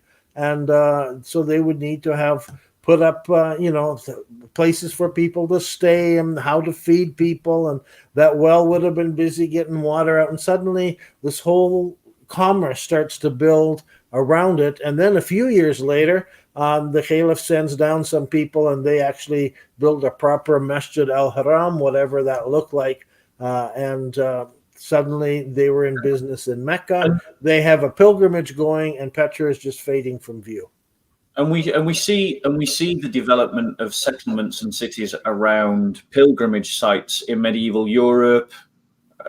So that is sociologically not a new phenomena. That's quite a normal phenomena, actually. We see things like that in medieval Europe, which is relatively a similar time to what you're talking about. Now, it's my show, so the last question goes to me. I want to ask, in terms of the Islamic literature, one of the reasons why I have a doubt about your hypothesis, why I'm not on board necessarily with what you're saying, but I am genuinely interested in your argument, is if we've got this Islamic literature that speaks about Mecca and speaks about the life of Muhammad, and if someone was going to come along and sort of alter that to try and relocate it to Mecca in Saudi Arabia as opposed to Mecca in Petra, how do we get away from this idea that this is a grand conspiracy and that someone's coming, who would have had control of the text, who, when, and how did they manage to manipulate the text, the textual part of your argument, or unless I'm misunderstanding, that Mecca is in Saudi Arabia as opposed to Petra? It depends what texts you're speaking of. Because remember that Mecca doesn't appear in the Quran, except in one place. And it's still argued whether that is actually saying Mecca or whether it's not. So we have the holy book that Muslims are following. It talks about Masjid al-Haram. And so they built in 78 AD, they built Masjid al-Haram. So that's what they're building there. So it's not a question of 78 after Hijrah, not AD. After the Hijrah. So it's not, almost all the dates I use are after the Hijrah. That just makes more sense to me. I get lost in these Christian dates and other dates. So, again, where were all the people? The tribes have gone off fighting with the Caliph. That's why you come along and say, well, okay, where's Ibn Abbas? Well, he came from Humayma, just 27 kilometers or 27 miles south of Petra. That's where the house was. They moved en masse to Iraq, and you just find the ruins there of the place where they were. Why? Because Iraq was where Baghdad was, and they set up that new the Abbas house and the Abbasid dynasty, and so they moved en masse. A lot of people moved en masse. When Muhammad came in and they destroyed the city, which I think was Petra, a lot of people were killed, and so it ended up being an Islamic city. Other people left the area because of this army coming through, and then the army went up and kept fighting going north. To keep that army marching, you have to ask yourself, how do they get so many men to keep that front moving farther and farther and farther away? And one of the things was that they had to keep recruiting people from at home. So there's not as many people at home as you might think. Second, there are no manuscripts for the first 200 years of Islam outside of the Quran, which doesn't mention the name of the city. And then when we do get the mention, everything's being written by the Abbasids or it's being edited by the Abbasids. So, I had somebody write me this week and he was using Ibn Ishaq and he was, and I said, well, please don't use that because we don't know where Ghulamin, the French guy who did the translation, I think he was French. Anyway, we don't know where he got all these things from. It's better to go back and find the source in Ibn Hisham and deal with that because that's a much more acceptable piece. Manuscripts we can go back to, even though we know it was edited, we can go back to when it was written. Where the life of Muhammad, that book that's in English out there, people need to realize that is only in English. That is not an authority to base your study of Muhammad or of early Islam on. You've got to go back and use other sources. When was it edited? There are sources. When was the Ibn Hisham edited? 60 or 70 years after Ibn Ishaq wrote it. Which is, when did Ibn Ishaq write it? Oh, you want the actual... Whilst you're looking The good thing about this book, if I can get it up there, because we got there we go, Quranic at geography. the back of this book, and you can buy this book electronically. At the back of this book, I put together a timeline, and it gives pages and pages of timeline of what goes on. It shows when mosques were built, when battles took place, and so forth, and when books were written. You see books on there as well. So, I mean, I can quickly go back and give you the date of when an actual book was written. While you're doing that, Dan, Yep. I'm going to give Junud Allah the opportunity to write a question. So, Junud, if you could just write a question that you'd like to direct to Dan, and we'll write it again. So, write your question, Junud, and I'll ask Dan to respond. Let me just go back. Ibn Ishaq is writing in 761, okay, which is 144 after the Hijrah. And so that's when he wrote the book, but we don't have a copy of that. Much later than the Gospels. But Sorry? Much later than the Gospels, but that's a separate point. So, Junud Allah. Okay. Second chance, mate. If you want to rewrite your question that you want me to ask to Dan, you've got the last question. Just give him a minute or two to get his question out. I'm not going to take questions from anyone else, and then we'll close the show. Okay, and then I'll give you that one piece that you asked about Ibn Hisham, and he's writing in 833, and it's 218 after the Hijrah, and that's the copy we have.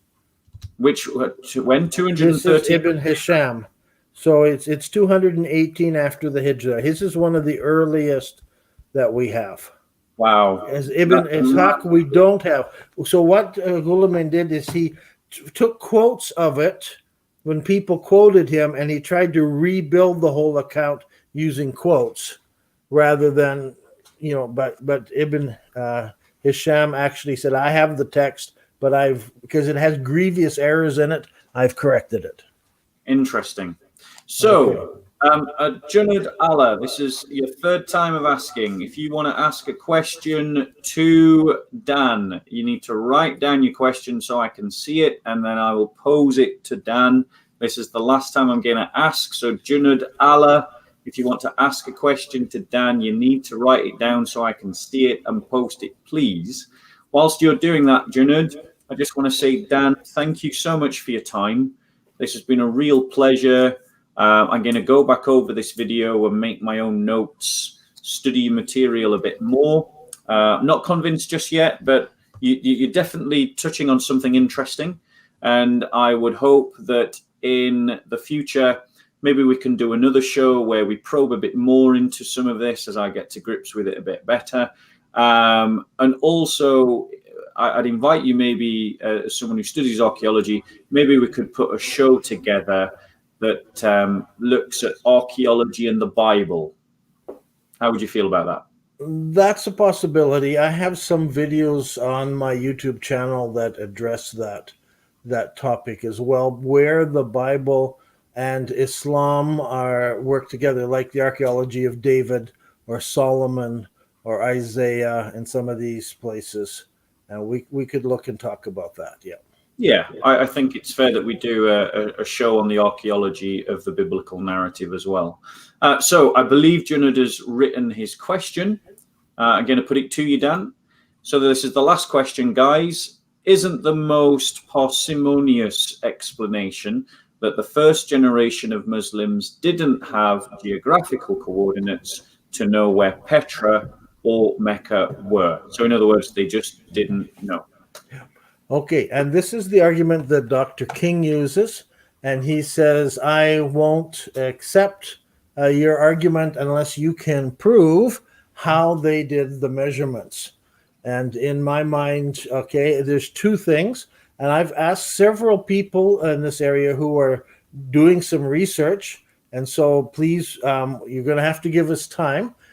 In this book, though, if you want, I suggest there is an entire chapter on what did the Arabs know about using the stars for navigation and for finding direction. I suggest you read that. You might be very surprised at all of the things that they knew and things that they did, and the measurements that they could take and they could make. And so the proof, though, is in the Qiblas. If they were just random Qiblas, that data should come up.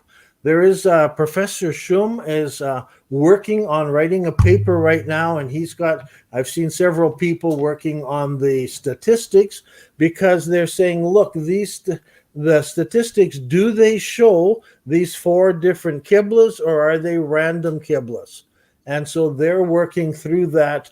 And what I've seen so far, it is unquestionably that the data shows there were 4 Qiblas. And so even though they might have been out by 3 or 4 degrees on an average, which means some may be 5 and some may be 1, I think they average between 3 and 4 degrees accuracy. That is extremely accurate when there are 360 degrees to consider. So they could get down, and so all the mosques would fit within a 60-kilometer circle, and many of them would hit within even a 20-kilometer circle on the inside. So, I mean, I look at the accuracy, and I'm saying they did know how to point their mosque and how to face them in the right direction. And not all of the solutions are mathematical. And this is where Dr. King starts laughing at me, and where I have other people writing me who have done their doctorate degrees on other studies who are saying, but no, this is absolutely true. As an example, back then you had carrier pigeons. They had set up when the Caliph moved to Damascus. They soon set up a carrier pigeon mail route. And then later they had one in Baghdad, which would send carrier pigeons back. Because carrier pigeons, you take them from their home, you take them to another spot, you let them go, they go up in the air, they make a circle around, and then they go directly back to their home base. They've done experiments, they're doing experiments all the time, and pigeons are very accurate, and all you had to do was take some pigeons from Petra, go over to where you want to build a mosque, let them loose, and they were going to go up, make a circle, and go that way. Just do 5 or 6 tests, and in the end, you're going to go, no, that's the direction we're going to go. You didn't even have to be able to know the sun or have to make any measurements. So there are other methods that can be used. So, I mean, it's not like they had no clue. They certainly had a clue. They also knew geometry. They could make directions, and so forth. What is also interesting is that suddenly they wake up, and within a 60-year period, all of these mosques aim at the between position, and then they suddenly quit. Something is going on here. And why did they all face Petra, and then suddenly that fades out, Mecca becomes the one? So, I mean, to me, it's more than just, if they didn't have a method, we would have seen much more variety. And that's why mathematicians and statisticians are getting involved in writing these papers, because this is something that they can write about using statistics to say, no, these were deliberately chosen directions of mosques. And please do read what we've written about how they told direction. You might be fascinated to see the science that was used behind in measuring the North Star and knowing exactly how far north and south you were. You would be surprised to know that they walked, and as they walked, they counted their steps and the methods they had for doing that. So they could measure their distance, they could measure the height from certain stars in the sky. They had a compass with 220 stars. Their compass had 220 points, not 360. That's Babylonian. Okay, and so you have these 200, maybe it's 224, 220. I'm going to have to, I get the number wrong in my head, but these are all where stars come up on the horizon and where stars set on the horizon. And so they knew exactly when they stood, they could face north, and they knew exactly how many degrees were out on the horizon where they were, and they could pinpoint exactly where they were. So, I mean, they had an incredible amount of knowledge and able to just, from observing things, put together their direction. And so they could head off with camels, and here, and they could end up 500 miles away and arrive exactly at the city where they wanted to arrive at without getting lost in the desert. And we're talking this going way back before the time of Islam. We're talking Nabateans doing this at the time of Christ. And at that time, Nabatean merchants went as far as China. And that is in records, and we have the records of where they went to China and when they came back and everything. So they had traveled very widely around the world. And the point, Junod, I think at the end of that is, we're assuming in ignorance that the evidence doesn't support. If people can cross deserts and trade and find cities, then they can build buildings that point in the same direction of their traveling journeys. But on that note, guys, we're going to stop. There is going to be an after show. Dan, we're going to release you with our blessings, and thank you so much for your time. We'll keep you in our prayers, keep us in yours, and we've appreciated having you on the show. God willing, we'll do another one in the future.